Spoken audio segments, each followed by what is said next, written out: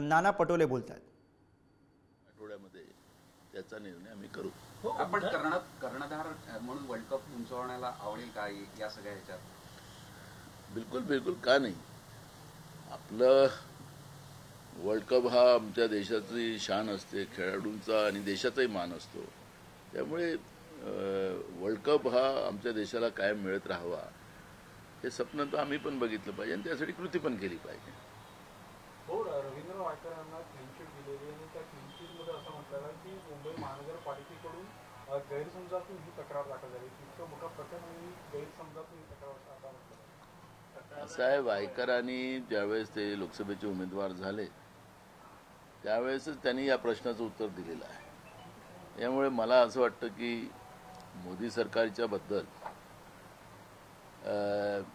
त्या ईडी आणि सीबीआयच्या माध्यमातून, त्या कार्यकर्त्यांच्या माध्यमातून ते राजकारण कसं करतात, त्यांच्याकडे गेलं की वॉशिंग मशीनमध्ये धुतलं जाते, हे आपण अनेक चित्र पाहिलेले आहे. त्याच्यामुळे मला आता ही चर्चा फार काही महत्त्वाची आहे असं मला वाटत नाही. कारण एखादी घटना झाली तर आपण मान्य करू.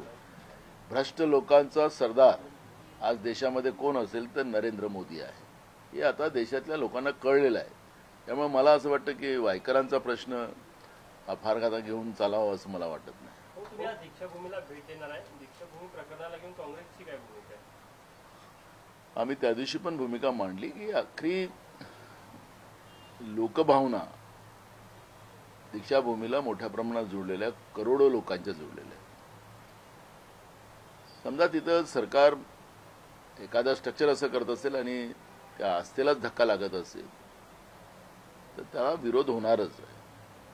आणि म्हणून जनभावना आणि आस्था या दोन्ही गोष्टीचं ताळमेळ ठेवून तिथलं डेव्हलपमेंट व्हावं ही भूमिका आमची आहे. आणि आम्ही त्या दिवशी पण, ज्या दिवशी घटना झाली त्या दिवशी मी विधानसभेतही ही भूमिका आम्ही मांडली. सरकार जनभावनेला आणि आस्थेला किंमतच देत नाही. हे भाजपचं खरं त्यांच्या डोक्यात हे आहे. ते स्वतःचं मन की बात करणारं सरकार भाजप आहे. त्यामुळे मन की बात करतात आणि जनतेच्या श्रद्धा आणि जनभावनेला, आस्थेला त्यांच्या जो कुठलीही किंमत नाही हे आपण गेले 10 वर्ष पाहतो आहे.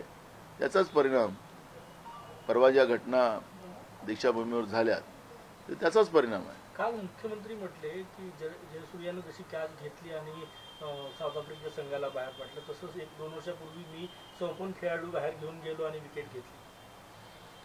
ठीक आहे, आनंद व्यक्त करा. आता 70 दिवसानंतर आता खरा मॅच सुरू होणार आहे. तो लप्पाछप्पीचा होता, आता तो जनतेच्या दरबारातला आहे. तो खोक्याचा होता, हा जनतेच्या आशीर्वादाचा आहे. आणि त्यामुळे त्याचं खरं उत्तर जनता देणार आहे. त्यामुळे मला ज्या मुख्यमंत्र्याला राज्याच्या जनतेची काळजीच नाही, मोठभर उद्योगपत्यांचंच भलं पाहणारा हा मुख्यमंत्री आहे. अदानी हे त्यांचे खरे केंद्रबिंदू आहेत. आणि त्याच्यामुळे जे सरकारच अदानीसाठी काम करते आणि जे मुख्यमंत्रीच काम करते, त्यांनी कॅच वगैरे, आता कॅच जनताच त्यांची घेणार आहे. त्याच्यामुळे मला त्यांच्यावर काय प्रतिक्रिया देणं या सरकारच्या बद्दल मला वाटत नाही. प्रीमियम रुग्णालयाचे महत्वाचे केस पेपर्स, रुग्णांचे केस पेपर्स ते रद्दीत सापडलेले आहेत. म्हणजे धक्कादायक प्रकार उघडकीस आलेला आहे. जे रुग्णांचे प्रायव्हेट केस पेपर्स असतात, जे सिक्रेट डॉक्युमेंट्स, ते रद्दीत मिळाले. काय आपण पाहिलं की महाराष्ट्रामधल्या आरोग्य व्यवस्थेचे सगळे 3-13 वाजलेले आहेत. परवा आमच्या लाखांदूरमध्ये पुयारगावच्या एका शाळेमध्ये जिल्हा परिषदच्या एका पहिल्या वर्गाच्या 7 वर्षाच्या मुलीला विद्युत तारेचं करंट लागून ती मृत्युमुखी पडली. आणि मी त्या विधानसभेत मी तो प्रश्न उपस्थित केला आणि सरकारला आम्ही सांगितलं की राज्याचं बजेट चाललेलं आहे आणि या बजेटमध्ये शिक्षण आणि आरोग्य हे 2 विभागच आता दुर्लक्ष झालेले आहे.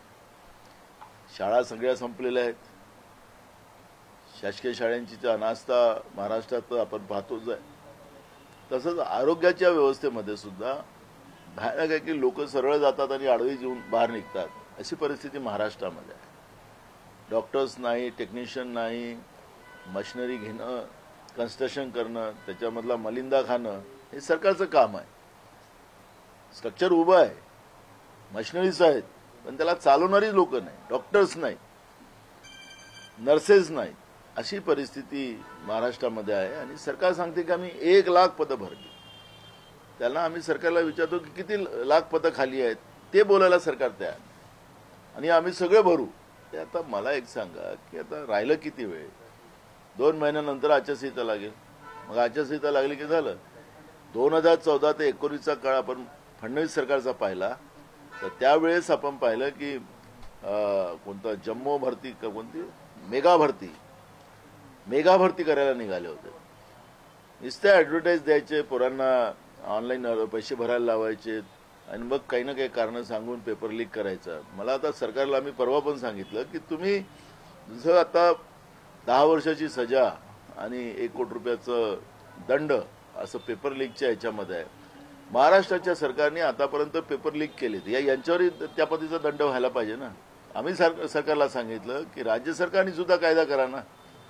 तुम्ही ज्या परीक्षा घेतात, तुमची ज्या बगलबच्च्या जे पोर्टल आहेत, त्या पोर्टलच्या माध्यमातून तुम्ही महाराष्ट्राच्या पोरांना आर्थिकही लूट करता आणि त्यांचा मानसिकही छळ करतात आहात. अशी परिस्थिती